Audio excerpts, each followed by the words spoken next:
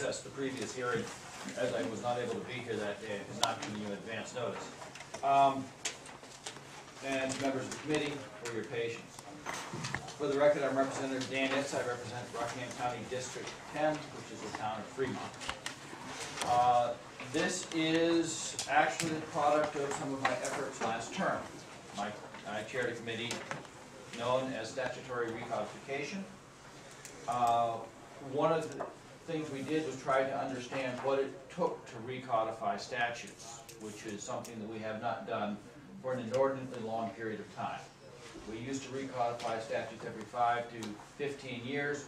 We haven't recodified anything since the 1970s, which is part of what has led to the inflation, and I mean that in numbers of volume of our statutes, which tends to make them very confusing.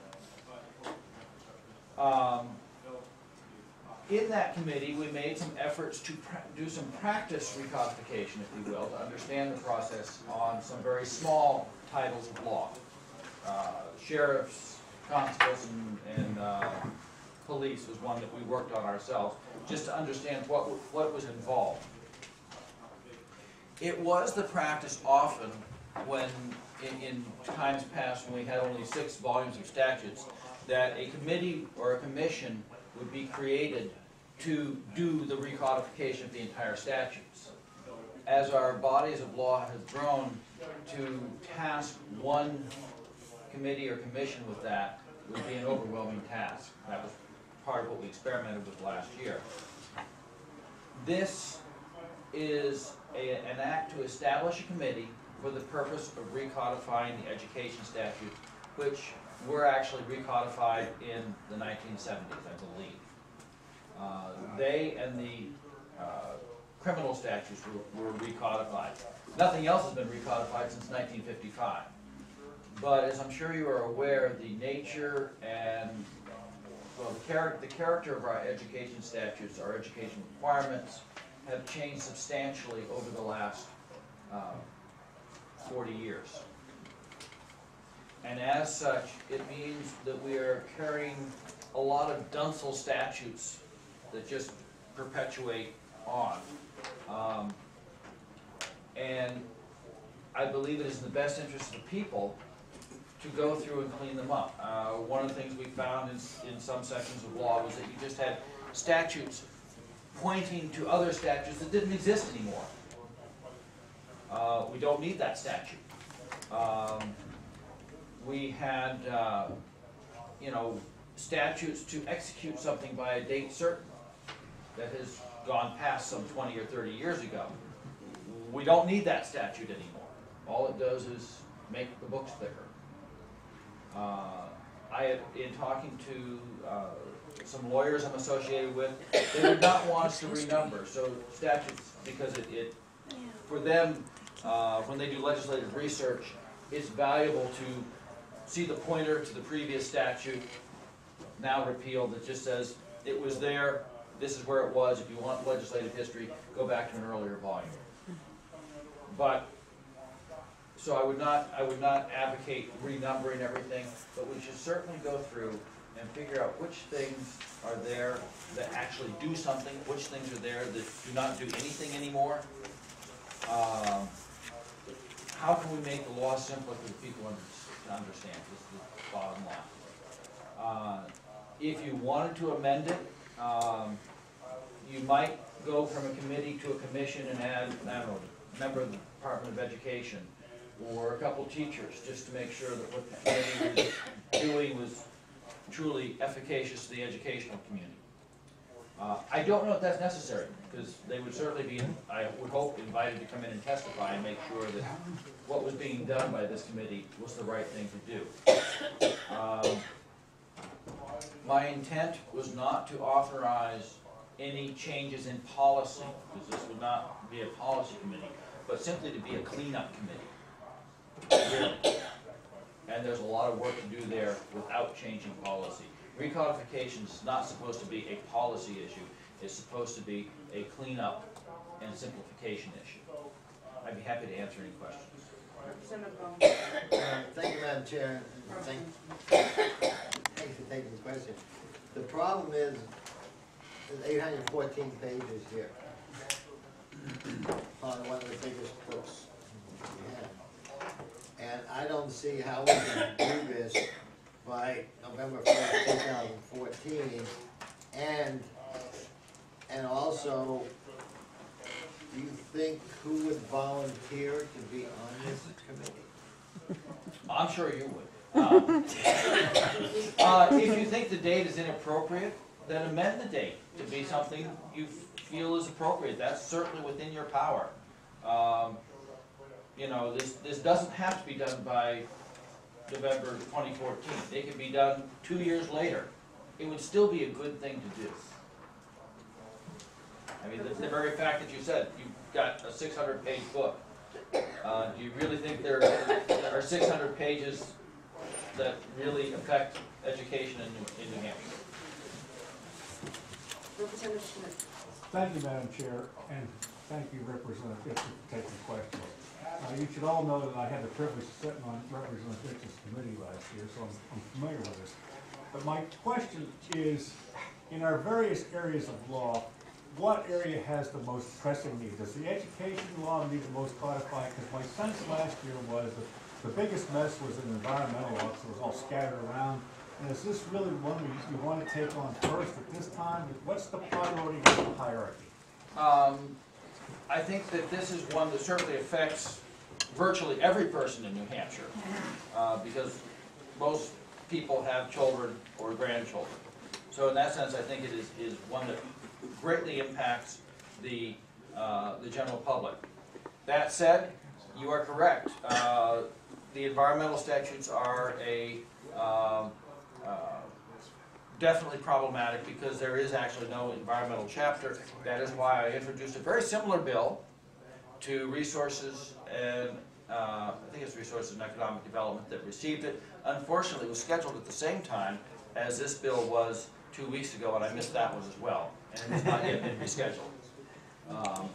But yes, I think they're both very important for different reasons. Representative Marley. Thank you, Madam Chair. Thank you for taking my question. So, just to make sure I kind of understand what you're saying, is your definition of recodification one of really editing? You might call it, editing would be a reasonable thing to call it. It's going through, making sure that every law is actually functional, making sure that a section of law that originally pointed to this section of law, but this section of law actually changed to be this section of law, making sure the pointer changed.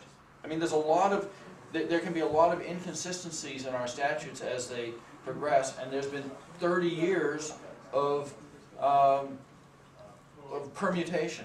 And so, and again, the number of things in our statutes that are really expired statute that, because they're passed, no longer have any effect, make it more confusing and less obvious when something gets out of whack. Representative Bohm and then Representative Garnier. Thank you, Madam Chair. Thank you for taking the question. Yeah, I mentioned we have 814 pages of Right.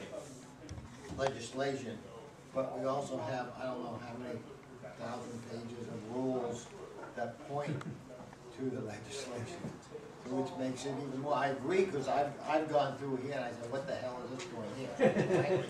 Yeah, but, yeah, I mean, it needs to be done, but I see it maybe being done as maybe giving the job to a law school or something. But I think a committee here doing it, I don't think it's gonna get done if we even do it. There's so much. Ultimately, whether it is a committee or a commission, which is what you're really alluding to, it is our responsibility. We can't get out of it one way or another. Whether you have a commission in order for the purpose of deferring some of the actual legwork to other individuals, or whether, as our committee did last term, for some of our recodification, we brought in an intern to do a lot of our legwork. What we did actually was we we worked on going through the statutes to find statutes that were simply expired. And so we had a fellow from, actually it's Jared Bederick, Jason Bederick's brother, completing his law degree.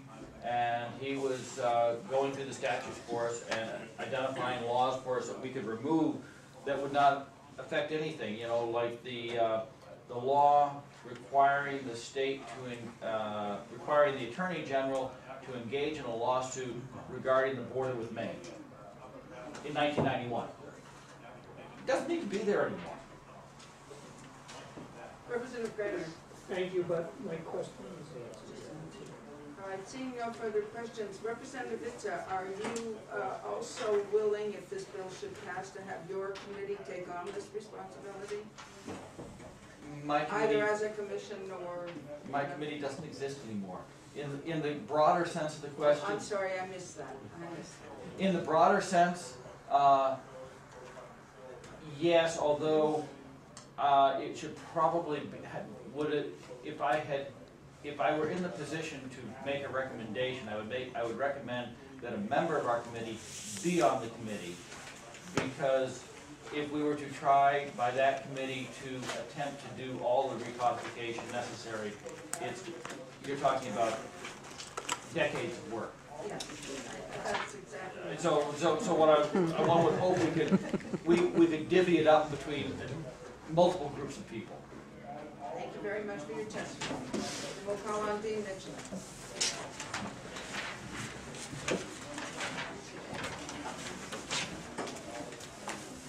Thank you, Madam Chair. Dean Mitchell with the School Boards Association. And as you notice on my pink card, I did not sign in either support or oppose. We don't oppose this legislation, and we were very glad to hear that the sponsor's intent did not involve any recommendations for policy, that it was simply an organization or arrangement of the statute. But we do have many concerns with the capacity for a 5-member legislative committee to do this task. It is true that the statutes and details are often very confusing. And further, one must generally review multiple sections of the statute when researching a given issue. The School Boards Association does training on this. We have our education laws at your fingertips, which references chapter headings, etc.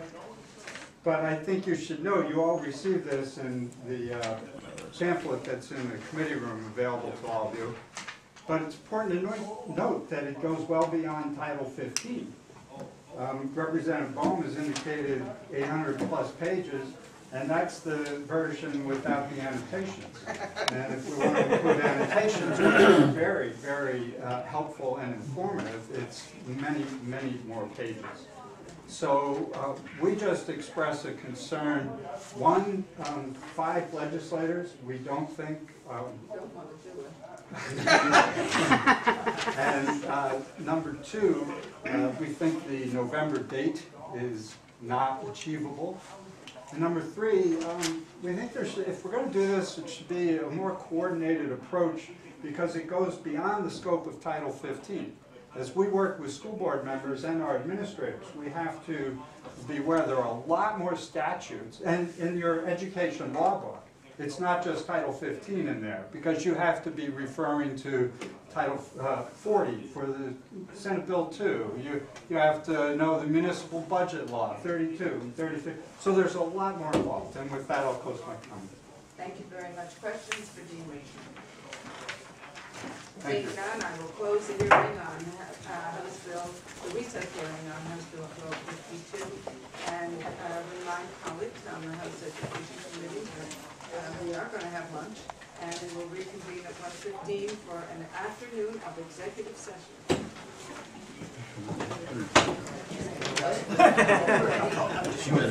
Please help yourself to the cooking.